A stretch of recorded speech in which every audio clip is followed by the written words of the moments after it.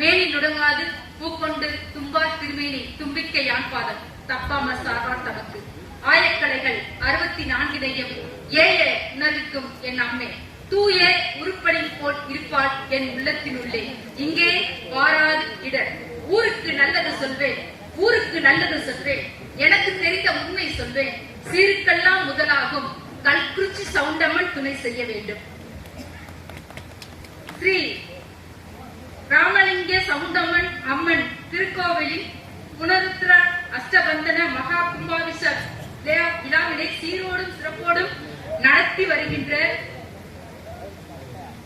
கோவில் நிர்வாக குழு பெருந்தகையாளர்களுக்கும் கும்பாபிஷேக விழாக்குழு பெருந்தகையாளர்களுக்கும் வரவேற்பாளர்கள் பெருந்தகையாளர்களுக்கும் அனைத்திந்திய தேவாங்கர் ஸ்ரீ சவுண்டேஸ்வரி நற்பணி மன்றம் சார்ந்த அத்தனை பெருந்தகையாளர்களுக்கும் இசைத்துறை தொழிலாளர்கள் சங்கம் அன்பர்களுக்கும் தேவாங்கர் இளைஞர் அணி மற்றும் மகளிர் அணி கல்குறிச்சி அத்தனை பெரியோர்களுக்கும் அடுத்தபடியாக இந்த கும்பாபிஷேக குடமுழக்கு விழாவிற்கு தலைமை வகித்துள்ள நம் மண்ணின் மைந்தர் மாண்புமிகு தங்கம் தென்னரசு பிஇ அவர்கள் நிதி மற்றும் சுற்றுச்சூழல் அமைச்சர் தமிழ்நாடு அரசு அவர்களுக்கும் இந்த குடமுழக்கு விழாவினை முன்னிலை வைத்திருக்கக்கூடிய மதிப்புக்கும் மரியாதைக்கும் உரிய டாக்டர் என் சரவணகுமார் IAS அவர்கள் முதன்மை செயலாளர் உணவுத்துறை பாட்னா பீகார் மாநிலம் அவர்களுக்கும் எல்லாவற்றிற்கும் மேலாக இந்த தமிழை உங்கள் அத்தனை பேரும் பருகுவதற்கு முக்கிய மூலக்கர்த்தாவாக இருக்கக்கூடிய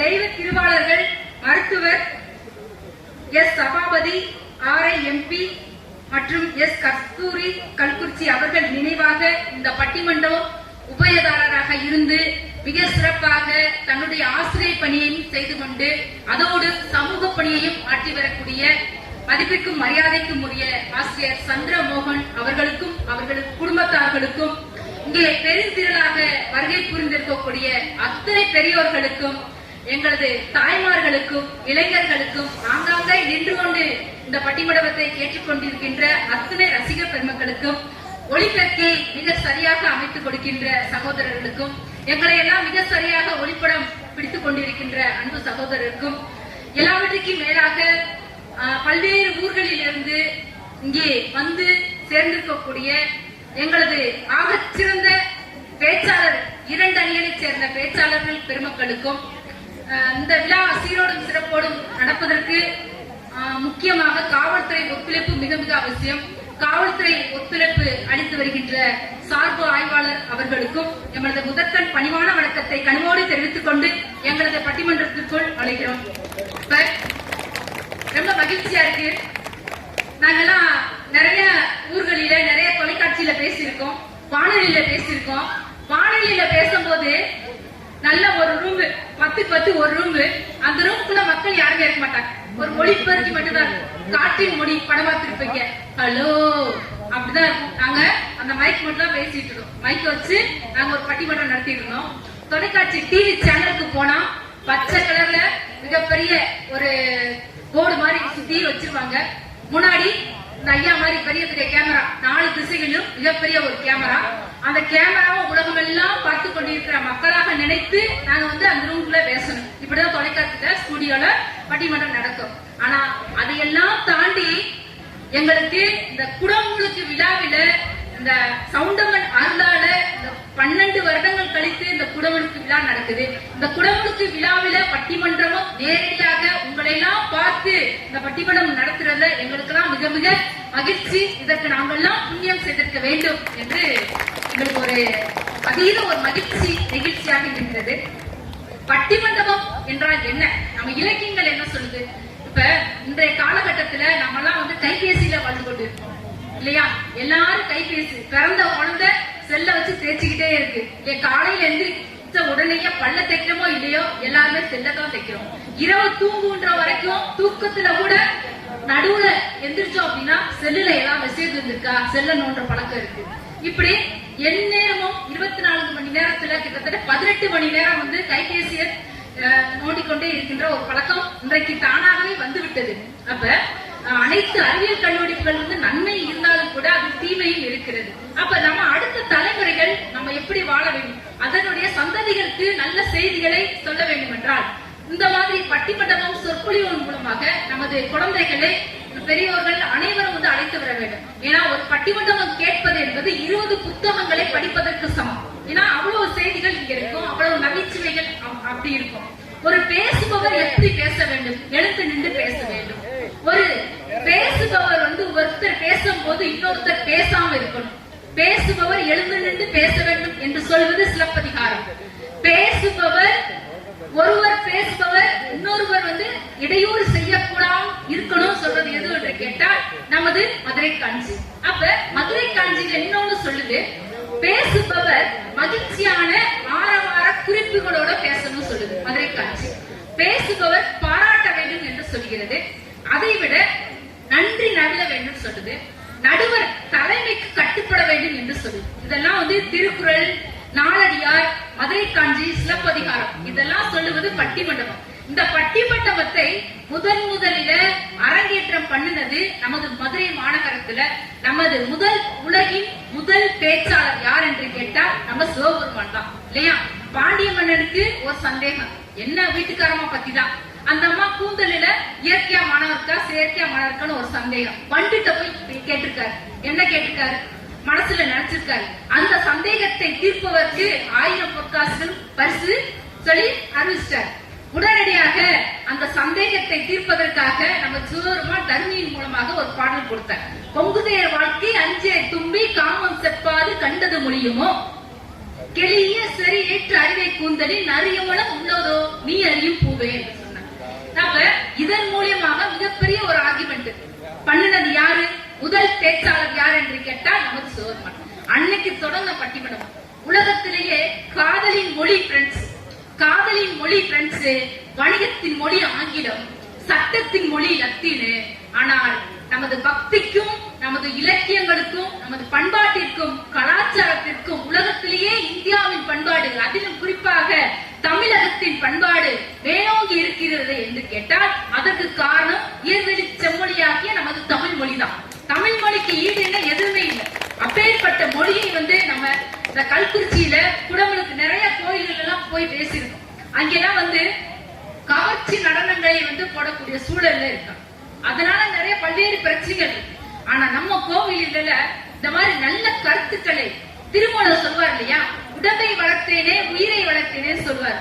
உடலை வந்து சாப்பாட்டு போட்டு வளர்த்தா மட்டும் போதாது, உயிரை வளர்க்கணும், நல்ல மனசு வளர்க்கணும். அப்ப நல்ல கருத்துக்களை உள்வாங்கணும். அந்த மாதிரி திருமூலரின் மந்திரத்திற்கு ஏற்ப நமது ஊர் பெரியோர்கள், மதிப்பிற்குரிய அம்பலகாரர் அவர்கள் உள்ளிட்ட அத்தனை பெரியோர்களும் இங்க மிக சிறந்த ஒரு பட்டிமண்டபத்தை ஏற்பாடு செய்ய வேண்டும் என்று இந்த குழுவை வந்து அனைவரும் இங்க இந்த மேடையில உட்கார்றதுக்கு காரணம் இந்த நிர்வாக குழு மற்றும் சத்யமோகன் ஆசிரியர் அவர்கள் தான்.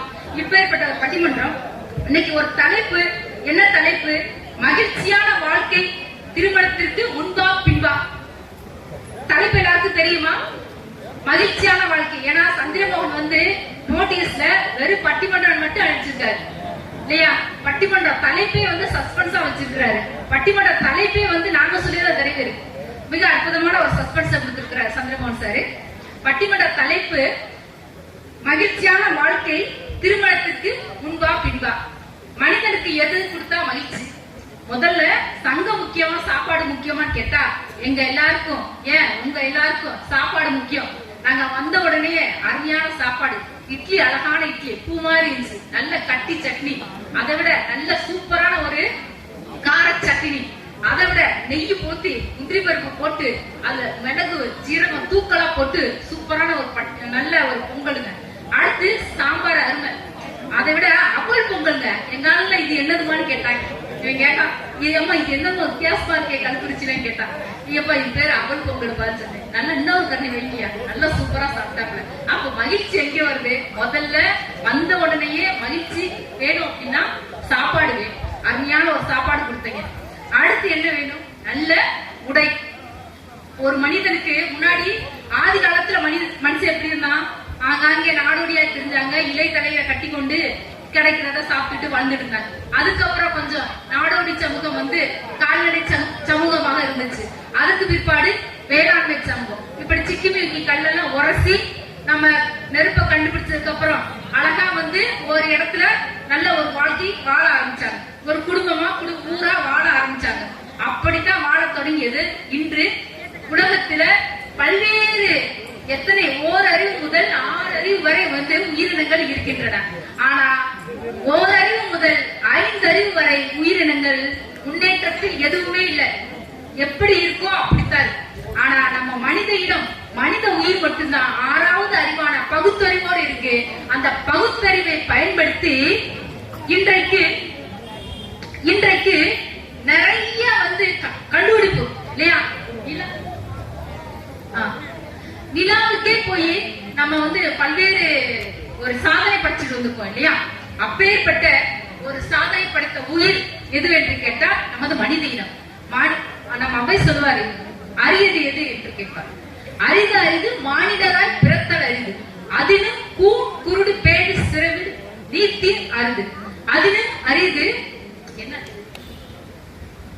அதனினும் அரிது ஞானமும் கல்வியும் நயத்தல் அரிது, அதனினும் அரிது ஞானமும் கல்வியும் நயத்த காரணத்தினால் தானமும் தவமும் தான் செய்தல்.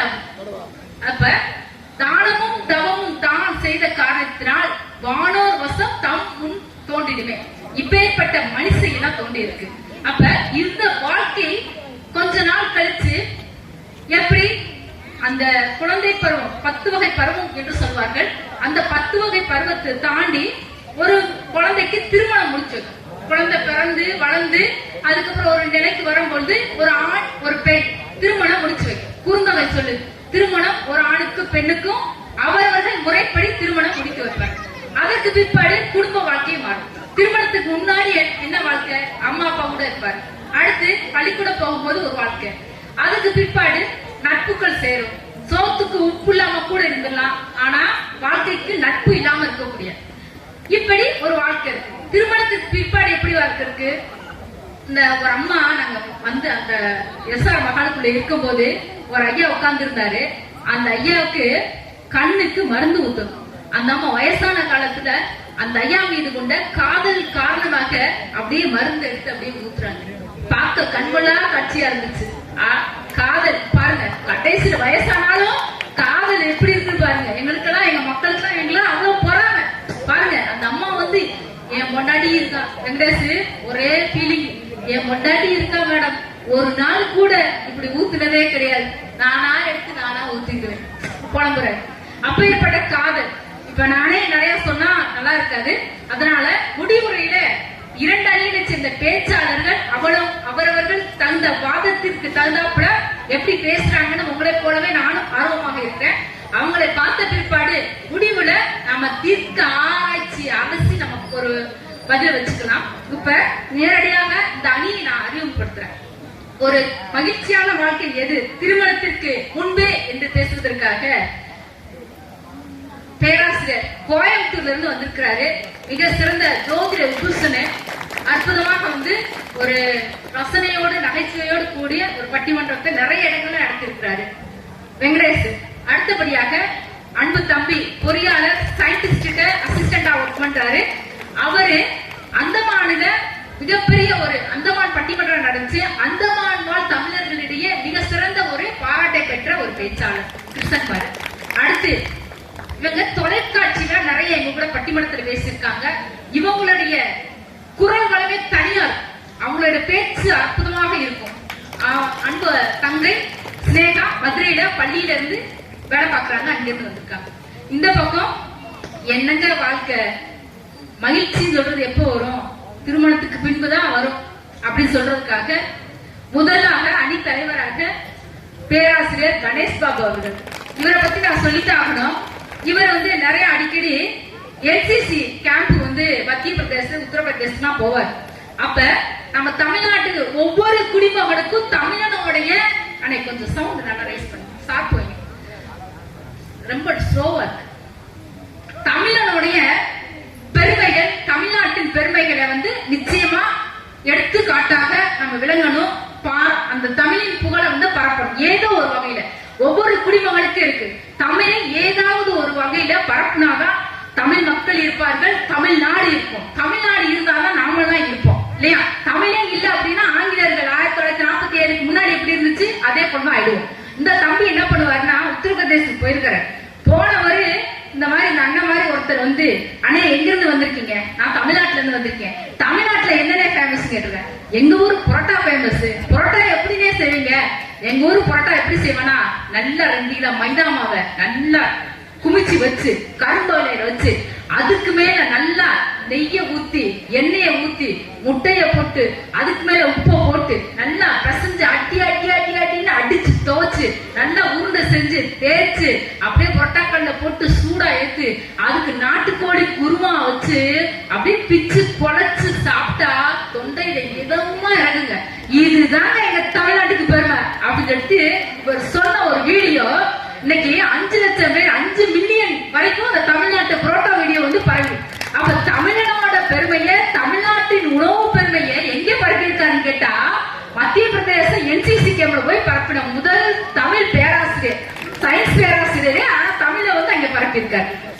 அடுத்து இவரு அவருக்கு அணி சேர்ப்பதற்காக அன்பு தம்பி ராஜா, இவரை நான் எங்க கண்டுபிடிச்சேன்னா பொதுவாகவே ஒவ்வொரு மேடையிலையும் ஒரு சிறந்த பேச்சாளர்கள் இருக்காங்களா தமிழுக்கு என்று பார்ப்போம். உலக தமிழ்ச்சங்கம் மதுரையில காலையில 10 மணியில இருந்து இரவு வந்து 10 மணி மணிக்கவும் காலையில 6 மணியில இருந்து இரவு 10 மணி வரைக்கும் ஒரு சாதனை பேசிட்டே இருக்கணும். ஒரு நிமிடம் கூட இடைவெளி இல்லாத ஒரு நிகழ்ச்சி நடத்தணும். அந்த நிகழ்ச்சி எதுன்னு கேட்டீங்கன்னா முற்றிலும் சங்க இலக்கியத்துல அந்த சங்க இலக்கிய பட்டிமண்டபத்தை காலையில 6 மணில தொடங்கி இரவு வந்து 10 மணி திருமருங்காற்றுப்படை பாடலோடு நிறைவு செய்யும். அந்த சாதனை நிகழ்வு உலக சாதனை நிகழ்வு நாங்களாம் படைச்சோம். அந்த படைக்கிறப்ப அதுல கலந்து கொண்ட வந்தவர் யாரு? ராஜா, அறிவியல் ஆசிரியர். அவர் அற்புதமான ஒரு கவிதையை அரை மணி நேரம் வந்து வாசிச்சார். அவர் குரல் வளத்தை பாராட்டி அவரை மேடையை திருப்பி. அடுத்து அன்பு தங்கை, அந்த அணியின் நிறைய பேச்சாளர், ஆசிரியை, தொலைக்காட்சியில நிறைய எங்க கூட பட்டிமன்றம் பேசியிருக்கிறாங்க. சொற்பொழிவாளர், சொல் அரசு ஆசிரியர் ராஜி சுரேஷ் அவர்கள் இங்கே வந்திருக்காங்க. இப்ப 2 அணியை அறிமுகப்படுத்தியாச்சு. இப்ப இன்றைக்கு பிள்ளைங்க எல்லாம் எப்படி இருக்காங்க அப்படின்னு சொல்லி பார்த்தா ரொம்ப சார்பா இருக்காங்க. நான் ஒரு பள்ளிக்கூடத்துல முன்னாடி வேலைக்கு போகும்போது ஒரு பள்ளிக்கூடத்துல மாணவன் எழுதுறான் பேப்பர், தமிழ் பேப்பர் திருத்தும் போது அந்த மாணவன் எழுதுறான், மீனாட்சி பிள்ளைத்தமிழ் பற்றி எழுதுக என்று கேட்டு. அதுக்கு அவன் எழுதுறான், மீனாட்சிக்கு எதுக்காக சிவபெருமான கல்யாணம் முடிச்சார் என்றால் மீனாட்சி மாமியார் தொல்லை இல்லை. அடுத்து சிவபெருமானை துணிமணிகளே அரச வேண்டியது இல்லை. ஏன் என்று கேட்டால் அவர் புலித்தோலை மட்டுமே அணிகின்றார். அடுத்தபடியாக நமது ஊர் மாதிரி தண்ணீர் பிரச்சனை இல்லை. ஏனெனில் சிவபெருமான் தலையிலேயே கங்கையை வைத்திருக்கிறார்.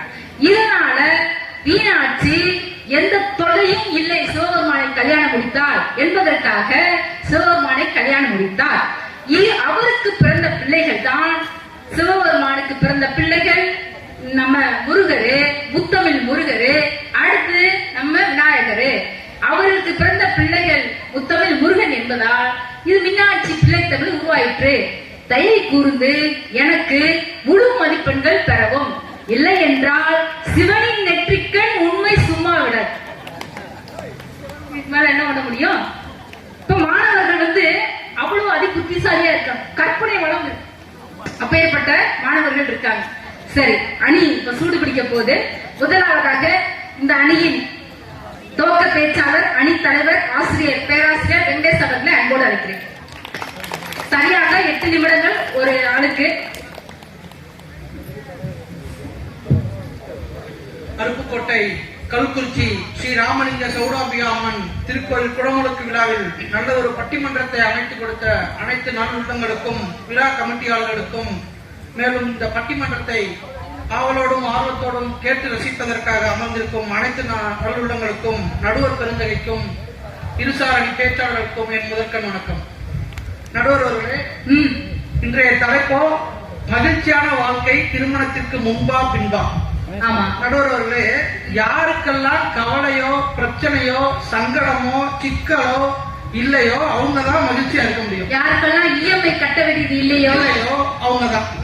இதுக்கு முன்னாடி நான் இஎம்ஐனா என்னன்னு எனக்கு விவரம் தெரியாது நடுவர்களே. சரி, என்னைக்கு 3 முடிச்சு போட்டோம்னா அன்னைக்குதான் தெரிஞ்சிச்சு அந்த 3 முடிச்சோட அர்த்தம். இஎம்ஐ கட்டணும், லோன் கட்டணும், கடன் கட்டணும், இது எல்லாத்தையும் கட்டுறதுக்காகதான் என்ன கட்டுனவன் அப்படின்னு பேர் வச்சிருக்காங்க போல நடுவர்களே. சரி நடுவர்களே, கல்யாணத்துக்கு முன்னாடி எங்க ஏஜ்ல இந்த மாதிரி எங்க ஏஜ்ல இருக்கும்போது ஒரு பொண்ணை பார்த்த உடனே நான் பாடுறேன், ஒரு பெண்ணை பார்த்து நிலவை பார்த்தேன், நிலவில் ஒளி இல்லை. அவள் கண்ணை பார்த்து மலரை பார்த்தேன், மலரில் நிறமில்லை. அவள் இல்லாமல் நான் இல்லை, நான் இல்லாமல் அவள் இல்லை அப்படின்னு. உடனே அதை பார்த்துட்டு அவங்க பாடுறாங்க, அழகு நீ நடந்தால் நடை அழகு, அழகு நீ சிரித்தால் சிரிப்பு அழகு, அழகு நீ ஒருவன் தான் அழகு அப்படின்னு. என்னைக்கு பாட்டாங்க இது? திருமணத்திற்கு முன்னால். சரி, நேற்று எங்க அண்ணன் பண்ணாரு திருமணம் முடிச்சிட்டு. இவர் நேத்தா திருமணம் நேத்தா முடிச்சிருக்காரு. இந்த சூரியன் போல வெளியிருக்கின்றவர் நேத்தா முடிச்சிருக்காரு நடுவர்களே. முடிச்ச மறுநாள மொட்டை போட்டாரு. மொட்டை போட்டுட்டு தான் என்ன மொட்டை போட்டாதுக்குள்ள அப்படின்னு கேட்டா சொல்றாரு, ஒரு 3 முடிச்சாலே முட்டாளான கேளு கேளுதம் அப்படின்னு சொல்றாரு. சரி, இவர்தான் இப்படி புலம்புறாருன்னு பார்த்தா அந்நியாட்டு ஏதாவது பாடுறாங்கன்னு பார்த்தா அவங்க சொல்றாங்க, என்ன மானமுள்ள பொண்ணு என்ன மதுரையில கேட்டாங்க, அந்த மாயவரத்தில கேட்டாங்க அப்படின்னு சொல்லிட்டு அடுத்த சொல்றாங்க, என் கிழவன் இவன்ட்ட வந்து மாட்டிக்கிட்ட அப்படின்னு அவங்க சொல்றாங்க. இதே அவங்களுக்கு தெரியும். அந்த கூட்டத்துல கடைசியில முடி நீளமாக்கும் அந்த அஞ்சுதான். சரி, இப்படி நீங்க இந்த பாட்டை கேட்கும் போதே தெரிஞ்சிருக்க திருமணத்திற்கு முன்பான பாடல் மகிழ்ச்சியா இல்ல திருமணத்திற்கு பின்பான பாடல் மகிழ்ச்சியாங்க. சரி, நடுவர்களே, கல்யாணத்துக்கு முன்னாடி காதலிக்கும் போது லீவு போட்டு போவோம் காதலிய பாக்குறதுக்கு. லீவு போட்டு ஏன்னா எங்களுக்கு கடன் கேட்ட தேவையில்லையே, தைரியமா செலவு பண்ணுவோம். இப்ப என்னால பட்டிமன்றத்தை முடிச்சு நாளைக்கு நான் ஸ்கூலுக்கு போனோம், லீவு போட்டா இஎம்ஐ கட்ட முடியாது நடுவர்களே. அதனாலதான் 11:45 எனக்கு ட்ரெயின் சொல்லிட்டு இருக்கீங்களா? ஆமா நடுவர்களே. நடுவர்களே, காதலிக்கும் போது உங்களுக்கு தெரியும் உலக காதலர் தினம் அப்படின்னு. என்னைக்கு நடுவர்களே? February 14 அப்படித்தானே சார்? ஆமா பாருங்க, அவங்களுக்கு கூட தெரிஞ்சிருக்கு. உங்களுக்கு அங்க தெரிஞ்சிருக்கு. நான் அவங்ககிட்ட தான் கேட்டேன், ஆன்சர் உங்ககிட்ட தான் கேட்டேன், எனக்கு தெரியல, அங்கதான் கேட்டேன். அவங்க எல்லாருக்குமே தெரிஞ்ச திருமணம் முடிச்ச எல்லாருக்குமே தெரிஞ்சது February 14 ஒரு நாள் தானே. திருமணம் முடியாத எங்க மாதிரி இளைஞர்களுக்கு தெரிஞ்ச எத்தனை நாள் தினோடே காதலர் தினம் ஒரு நாள் இல்ல. அங்கேயே கேட்டுருவோம், தம்பி எத்தனை நாள்ப்பா? லவர்ஸ் எத்தனை நாள்ப்பா? ஒரு வாரம். அதுக்கு நாங்க ஒவ்வொரு நாளும் பேர் வச்சு கொண்டாடுறோம். என்ன பேரு? February 7 rose day, February 8 propose day, February 9 chocolate day, February 10 teddy day, February 11 promise day, February 12 kiss day, 13 hug day, 14 lovers day. அட பாவிங்களா, எமக்கு தெரிஞ்சதுன்னா உலக காதலர் தினம் அப்படின்னா என்னன்னே தெரியாம உட்கார்ந்து இருக்கோம். இத்தனை டே இருக்கா அப்படின்னு நான் கேட்கல. அந்த சேர்ல உட்கார்ந்து இருக்க அம்மா கையை வச்சுட்டு இருக்குல்ல, யோசிச்சுட்டு இருக்காங்க ஆராய்ச்சி. நடுவர்கள், நான் என்ன கேட்க வரேன்னா, ஒரு நாள் காதலர் தினம் ஒரு நாளையே நாங்க ஒரு வாரமா கொண்டாடி இருக்கோம். சரி, இவங்க என்னைக்காச்சும் திருமண வாரமா கொண்டாடி இருக்காங்க நடுவர்களே? திருமண நாளே என்னன்னு தெரியாம நானும் கேட்கிறேன், இவங்களுக்கு திருமண நாளே மறந்து போச்சு. ஒரு நாள் நடுவர்களே ராஜா நாங்க கேட்கிறேன், ஏன் ராஜா இவ்வளவு சோகமா வந்திருக்கீங்க அப்படின்னு. புதவுளியில விழுந்த நாளுப்பா அப்படின்னாரு. புதவுளியில விழுந்த நாளுப்பான்னாரு. என்ன அடியதும் பட்டுச்சான் என்ன தம்பி, நான் விழுந்து 6 வருஷம் ஆச்சு, இன்னும் எந்திரிக்கவே இல்லை தம்பி அப்படின்னா. என்னன்னு கேட்டா அவருக்கு எனக்கு கல்யாணம். ஓ, அவர் தவிர அப்படி சொல்றாரு, எனக்கு புரிஞ்சு. அதுக்கப்புறம் தான் புரிஞ்சது. சரி, கணேசன் போன ஒரு நாள் மதுரைக்கு போயிருந்தாங்க நடுவர்களே. அண்ணன் உடனே அண்ணிட்ட போயிட்டு இந்த மாதிரி தம்பி வந்திருக்கான், ஒரு 500 ரூபா கூட அப்படின்னு கேட்டாரு. தம்பியும் சரி வெங்கடேசனா வந்திருக்கான்னு சொல்லிட்டு போன் எடுத்து அண்ணன் கையில கொடுத்துட்டாரு. உன்னை ஜிபே பண்ணிக்க கணேசே அப்படின்னு. உன்னை ஜிபே பாஸ்வேர்டு சொல்லுமா அப்படின்னு அண்ணன் கேட்க, நம்ம கல்யாண நாள் அப்படின்ட்டாங்க. அண்ணனுக்கு கல்யாண நாள் தெரியல. சரி, ஏன் மோகனா வீங்க இருக்கு வெளில வந்தானே கேட்டேன். அப்பா சொல்றாரு, கல்யாண நாள் தெரியல வெங்கடேஷ், முட்டிய மடக்கிட்டு குத்துனா ஒரு உப்ப குத்தாலும் என்ன அடிக்காது, முகமே வீங்கிருச்சு வெங்கடேஷ் சொன்னவர் தான். கல்யாணத்துக்கு அப்புறம் மகிழ்ச்சிட்டு உட்காந்துங்க நடுவர் வந்து. கல்யாணத்துக்கு முன்னாடி தீபாவளினா அத்தனை ட்ரெஸ் ஒரே நாள்ல. காலையில சாமி கும்பிட வேஷ்டி சட்டை, மத்தியானம் கறி சாப்பாட்டுக்கு ஒரு சட்டை, படத்துக்கு போறதுக்கு ஒரு சட்டை, நைட்டு வெடி வெடிக்கிறதுக்கு ஒரு சட்டைன்னு கல்யாணம் முடிஞ்ச இதெல்லாம் யார் எடுத்துருவா? எங்க மாமனாரு அப்பாவா? அப்பா நடுவர் வரல. அப்பா. ஆ. மாமனாரு? மாமனார் நான் எங்க அண்ணன் விஷயத்துல வரேன், மாமனார் விஷயத்துக்கு. சரி. இப்ப எனக்கு கல்யாணம் ஆனதுக்கு அப்புறம் என் பொண்டாட்டிக்கு ட்ரெஸ், என் பொண்டாட்டிக்கு சுடிதாரு, அப்புறம் என் பிள்ளைக்கு ட்ரெஸ் எல்லாம் எடுத்த போய் என்கிட்ட காசு இல்லை. நான் பழைய வேஷ்டியை தான் கட்டுறேன். சரி. இதுல என்ன மகிழ்ச்சி இருக்கு? எனக்கான வாழ்க்கை எங்க இருக்கு? சரி, நம்ம தான் இப்ப இருக்கோம். நேற்று கல்யாணம் முடிச்சு எங்க அண்ணன் தலதீபாவளி போயிருக்காரு, எப்படி இருக்குன்னு கேட்போன்னு கேட்டேன். அண்ணன் நான்வெஜ்னா பிரிய நாட்டுக்கோழியை பிச்சு போட்டு சாப்பிடுவாரு. நீங்க என்ன சொன்னீங்க? அப்ப நான் கேட்டேன், மாமனார் வீட்டுக்கு தலதீபாவளிக்கு போயிருக்கீங்க, ரத்த குழம்பு ஈரல் அப்படி பிரிச்சு பிரிச்சு வச்சுட்டாங்க. எங்க வெங்கடேஷே வச்சாங்க, பொங்கலையும் புளியோதரையும் போட்டு தலதீபாவளியும் முடிச்சிட்டாங்க. வெங்கடேஷ் தலதீபாவளிக்கு போய் கறி சாப்பிடாம வந்து வெங்கடேஷ் சைவ குடும்பப்பா. இது நமக்கு தேவை நடுவரவர்களே, அவர் வருத்தத்தை தேவைங்க. சரி. இது இப்படி எல்லாம் பேசிட்டு இங்க வந்து திருமணத்துக்கு பின்தான் மகிழ்ச்சியில் உட்கார்ந்து இருக்காங்க. கீழே விழுந்தாலும் மீசையில மண் ஒட்டாம வந்து உட்கார்ந்து இருக்காங்க நடுவரவர்களே. நாங்க வந்து நல்ல வகை வகையா சாப்பாடு சாப்பிடலனாலும் கூட சாப்பிடதாக நினைச்சு 16 வகை சாப்பாடு காயோட வச்சு சாப்பிட்டதாக நினைச்சு தலவாழை இலையில நல்ல விளக்கெண்ணெய் தடவி குப்பையில போடுறாள். இப்படியே நினைச்சிட்டே ஓகே ஓட்டு நடுவர்கள, இது எங்க மகிழ்ச்சி கிடைக்க போகுது? சரி, ஒரு நாள் எனக்கு என் பொண்டாட்டிக்கு ஒரு சண்டை நடுவர்கள. இப்ப கூட சண்டை தானே போட்டு வாழ்க்கை நடக்கிறது. ஏதோ ரொம்ப நாள் முன்னாடி சண்டை போட்ட மாதிரி சொல்றீங்க. அதுக்கு ஒரு பதில் சொல்றேன் நடுவர்களே. அதாவது வரும்போதுதான் கேட்டேன், என்ன பேச ஆரம்பிச்சு 1/2 மணி நேரத்துல சண்டை வருதுன்னு. உடனே எங்க அண்ணன் சொல்றாரு, 1/2 மணி நேரம் ஆகுதா சண்டை வர்றதுக்கு? நல்லா பேச ஆரம்பிச்ச சண்டை அப்படின்றாரு. இவரெல்லாம் மகிழ்ச்சியா இருக்கலாம். சரி, என் பொண்டாட்டி எனக்கு என்ன சண்டை சொல்றேன். நான் வந்துட்டு ஒரு டவுட் கேட்டேன். நீங்க எல்லாம் ஆணாதிக்கம் பிடிச்சி திரியுங்க, பொண்ணு பார்க்க வரும்போது மாப்பிள்ளை வீட்டுல இருந்து எல்லாரும் வர்றீங்க, என்னைக்காச்சும் பொண்ணு வீட்டுல இருந்து பொண்ணு நாங்க வந்திருக்கோமா அப்படின்னா. உடனே நான் சொன்னேன், தப்புமா. என்னைக்குமே பழி கொடுக்குற ஆளைத்தான் தெய்வத்தை வந்து கொண்டு போவோம். தெய்வம் வந்து பழி கொடுக்குற ஆளை தேடி வராது. நீங்க என்ன புது மாப்பிள்ளை பாருங்க, ஆடு மாதிரியே நிற்க பாவம், அவனுக்கு தெரியவா போகுது, வீடியோவை விட்டுச்சா விடாது நடுவில். சரி, அந்த சண்டைலாம் முடிஞ்சு அடுத்த மாசம் பிப்ரவரி வந்துச்சு. என்கிட்ட பேசவே இல்லை 3 நாளா. இன்னடா எப்ப இப்ப இருக்க மாட்டாள் என்னன்னு கேட்டா, நீங்க எங்க அப்பாவுக்கு பர்த்டே விஷ் பண்ணல அப்படின்னா. உன்னை கல்யாணம் அப்புறம் ஏன் பிறந்தாலே மறந்து போச்சு, இது உங்க அப்பா பிறந்தா எங்க ஞாபகத்துக்கு மனசுக்குள்ள நான் நினைச்சுக்கிட்டேன்.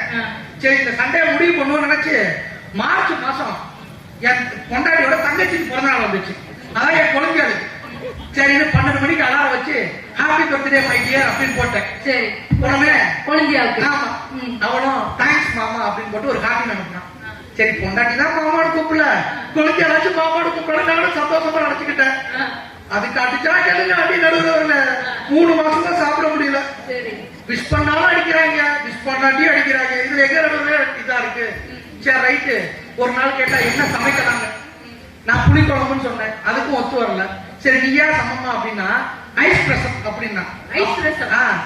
ஐஸ் ரசம் எப்ப ரசத்தை ரசமான வைப்பாங்கன்னு கேள்விப்பட்டிருக்கேன். அது என்ன புதுசா ஐஸ் ரசம்? ஐஸ்கிரீம்ல ரசம் பண்ணிருக்காங்க நடுவுல. ஐஸ்கிரீம்ல ரசம். இப்படி என்ன சமைக்கிறோட தெரியாம சமைச்சுக்கிட்டு நமக்கு வந்து கொடுமை பண்றாங்க நடுவுல. சரி, இப்ப எல்லாத்தையும் விட்டு நடுவுல திருமணத்துக்கு பின்தான் மகிழ்ச்சியில் உட்கார்ந்துட்டு இவங்க இப்ப எங்க அக்கா ராசுரேகா சாப்பிடும் போது எங்கே நிம்மதி, எங்கே நிம்மதி அப்படின்னு எனக்கோ இடம் வேண்டும் அப்படின்ட்டு உட்கார்ந்து இருக்கிறாங்க. இல்ல அப்படின்னு சொல்லிட்டவ அண்ணே கட்டி சட்னி நல்லா இருக்கு கூட ஒரு இட்லி வைங்க அப்படின்னு. சரி, இவர்தான் இப்படின்னு பார்த்தா கடைசி நான் கேட்டேன், ஏன்னா உனக்கே தெரியும் திருமணத்துக்கு முன்னாடிதான் மகிழ்ச்சி, நீ ஏன் திருமணத்துக்கு பின்னாடி வந்து பேச வந்திருக்க அப்படின்னு நான் கேட்டேன். உடனே இவரு ராஜா என்ற ஒரு சத்தியம் பண்ணிருக்காராம். அதனால என் சொன்ன வந்துட்டேன். அவருக்காக ஸ்பாட்ல ஒன்று எழுதுனது, செஞ்சோருக்கு கடன் தீர்க்க சேராத இடம் சேர்ந்து வஞ்சத்தில் வீழ்ந்தாயடா கணேசா, வஞ்சகன் ராஜாவடா கணேசா, வஞ்சகி ராஜுவடா அப்படின்னு. ஆனா கர்ணன் பாட்டு எப்பேற்பட்ட பாட்டு, நீ கணேசனையும் ராஜாவையும் மாத்திட்டியப்பா. திருமணத்துக்கு முன்தான் மகிழ்ச்சின்றத இப்படி சொல்லி நான் நிறைய பண்ண. அதாவது ஒரு கிண்ணம் நிறைய மாவு எடுத்து ஒரு ரவுண்டா ஊத்தி ஒரு 4 வெங்காயத்தை போட்டு அதுக்கு மேல கொஞ்சம் கேரட்டை போட்டு ஒரு 16 கரண்டி நெய் எடுத்து தோசைக்கு மேலையும் அடியிலையும் ஊத்தி நல்லா ரெட் கலர்ல முருக விட்டு ஒரு ஊத்தாப்பம் சாப்பிடுற மாதிரியான மகிழ்ச்சி திருமணத்துக்கு முன்பான மகிழ்ச்சி நடுவர்கள. திருமணத்துக்கு பின்பான மகிழ்ச்சின்றது மனைவி சொல்லுவா, சாருக்கு ஒரு ஊத்தாப்பம் அப்படின்ற மாதிரி நடுவர் அவர்களே. சரி. அதனால திருமணத்திற்கு முன்பான மகிழ்ச்சி தான் இனிமையான வாழ்க்கை என்று வாய்ப்பு கொடுத்த அனைத்து நல்லவர்களுக்கும் நன்றி பாராட்டி விடைபெறுகிறேன். நன்றி, வணக்கம். சபா மிக சிறப்பாக அணியின் தொடக்க பேச்சாளர் பேசியிருக்கிறாரு. என்ன சொல்றாரு? கல்யாணத்துக்கு முன்னாடி அவங்க அப்பா காலையில ஒரு Dress, மத்தியானம் ஒரு Dress, சாயந்தரம் ஒரு Dress, இரவு 4 Dress எடுத்து கொடுத்திருக்காரு. என்னைக்கு? தீபாவளி அன்னைக்கு. அவர் கல்யாணம் முடிச்சதுக்கு அப்புறம் அவருக்கு ஒண்ணு எடுத்து தரல.